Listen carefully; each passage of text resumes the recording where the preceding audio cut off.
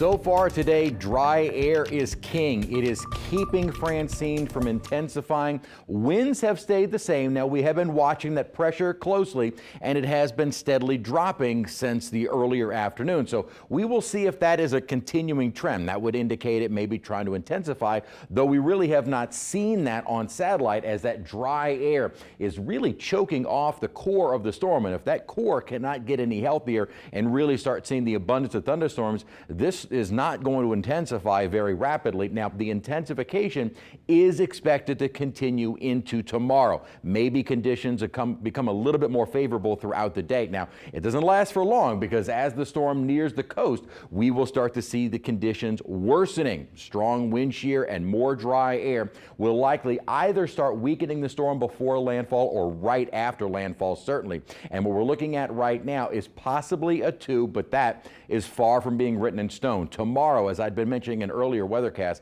is kind of the key. If this is able to organize a bit more, start to become a little bit better structured, then perhaps it will be a 2 before landfall and maybe at landfall. It would probably kind of peak and then hang on to that strength. If it isn't, and it kind of is a more weak storm or a weaker storm, we'd probably start to see it weakening right up to the point of landfall. It does not look like it's going to be an intensifying storm right up to landfall. So that right there is good. We've seen is the shift in the models a little bit more to the west, although the Hurricane Center didn't really necessarily adjust their forecast per se, because as we get closer, the cone starts to narrow. So it really isn't any different than it was as of the 4 o'clock advisory. And while the models have shifted a little bit, we didn't really see the Hurricane Center buying into that shift just yet. We'll see what happens transpiring tomorrow with that track eventually toward the northeast. After it begins that northeasterly motion, I don't see it really changing too much. So we'll probably have the landfall more or less locked in for Wednesday afternoon.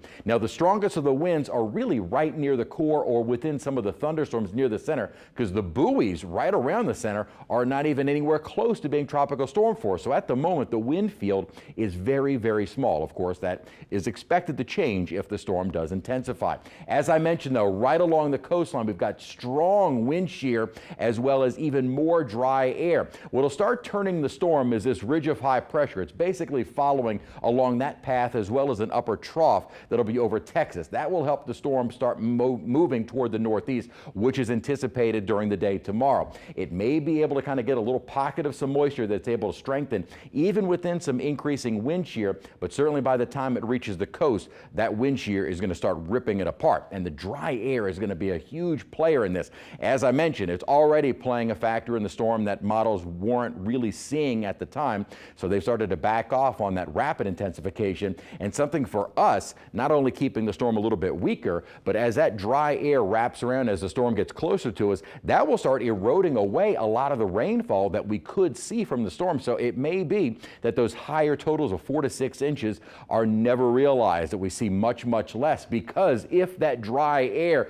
is able to disperse and evaporate a lot of the rainfall, we may not get into those heavier storms. And I've been mentioning the fact that this was not going to be a big rainmaker for us. It's going to be the wind threat, wind chances here for tropical storm force at about 40 to 50%, obviously greater as you head a little bit farther to the west. But really the winds during the day on Wednesday likely would have some at times damaging wind gusts at the 40, maybe even 50 miles an hour, the way things stand as of right now. The other threat, aside from rainfall, and really I said that's more secondary, would be the coastal flooding. Anticipating from Cocodrie off to the west, anywhere from 3 to 6 feet, maybe some isolated areas of 9. Much of the Louisiana coast, however, only expecting about 1 to 3 above ground level, above normal ground level. So we're not expecting a massive storm surge for much of our viewing area, with the exception of coastal Terrebonne Parish, and that really is going to peak on Wednesday. So you've still got time to do things, run errands on Tuesday.